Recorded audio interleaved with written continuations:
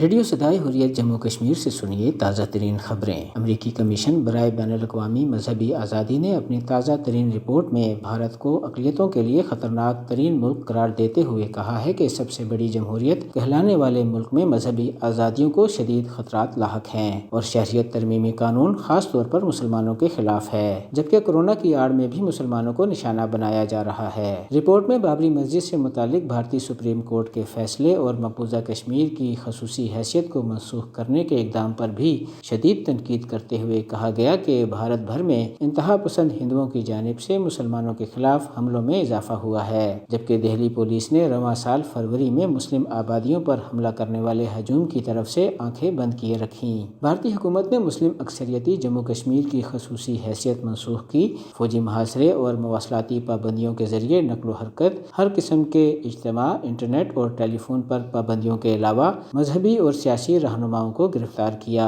متنازع شہریت ترمیمی قانون اور NRC کے متعصبانہ قوانین کے حوالے سے رپورٹ میں خدشہ ظاہر کیا گیا ہے کہ جب حکومت اپنے منصوبے کے مطابق شہریوں کی رجسٹریشن مکمل کرے گی تو اس کے نتیجے میں لاکھوں مسلمان گرفتار، جلا وطن اور بے وطن ہو سکتے ہیں۔ بھارتی فوجیوں نے ضلع شوپیاں زینا پورہ میں گزشتہ شام سے جاری گھر گھر تلاشی اور محاصرے کی پرتشدد کارروائیوں کے دوران 3 نوجوانوں غازی ابراہیم، برہان کوکا اور ناصر بٹ کو شہید کر دیا ہے۔ آخری اطلاعات آنے تک علاقے میں فوجی کارروائی جاری تھی۔ اس کے ساتھ ہی خبریں ختم ہوئیں۔ ہر ریاست کی یہ بنیادی ذمہ داری ہوتی ہے کہ وہ ملک میں بسنے والی اقلیتوں کے حقوق کے ضامن بن کر امن و امان کو یقینی بنائے، لیکن بھارت میں جب سے ہندو عصبیت کے زیر سایہ مودی کی دوسری حکومت بنی ہے، ایسا محسوس ہوتا ہے کہ پورے بھارت کا نظم و نسق تہ و بالا ہو کر رہ گیا ہے۔ بھارت میں اقلیتیں آج مودی کی نسل پرست سوچ کے باعث غیر محفوظ ہو چکی ہیں۔ ہندو انتہا پسند سرکار بھارت کی سب سے بڑی مسلم اقلیت کے خلاف غیر انسانی اور غیر جمہوری ہتھ کنڈے استعمال میں لا رہی ہے۔ ہندوستان کی تاریخ سے مسلمانوں اور اسلام کے انمٹ نقوش مٹانے کے لیے ہر حربہ آزمایا جا رہا ہے۔ مسلمانوں کی تاریخی بابری مسجد اور دیگر سینکڑوں مساجد کو مسمار کرنے کے بعد اب بھارت بھر میں اذان پر بھی پابندی عائد کی جا رہی ہے۔ ایک بھارتی مسلمان خاتون بے بسی سے مودی کے وردی پوش گنڈے سے اس کا سبب پوچھ رہی ہے۔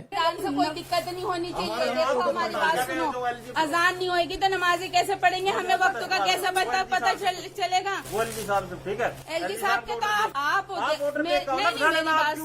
میری بات سنو، وکالت کی بات نہیں ہے، ہمیں بولنا تو پرابلم ہمیں ہے نا، سامنے ہے نا گھر، سب کو پرابلم ہوگی۔ تھانے میں جاؤ، آرڈر دے کے آؤ، میرے ساتھ بحث کرنے کی کوئی نہیں، میری بات سنو، دیکھو ٹھیک ہے نا، آپ صاحب کی طرف سے آرڈر ہے، ٹھیک ہے، آرڈر دیکھنے جاؤ، میں اس کو سمجھانے آ رہا ہوں۔ اذان کے لیے کب سے منع کر دیا؟ حقیقت یہ ہے کہ بھارت کی نازی سرکار اقلیتوں کو مذہبی حقوق تو دور کے بعد وہ انہیں جینے کے حق سے بھی محروم کر رہی ہے۔ یہی وجہ ہے کہ بین الاقوامی ادارے اور دنیا بھر کی انسانی حقوق کی تنظیمیں بھارت کو اقلیتوں کے لیے خطرناک ملک قرار دے رہی ہیں۔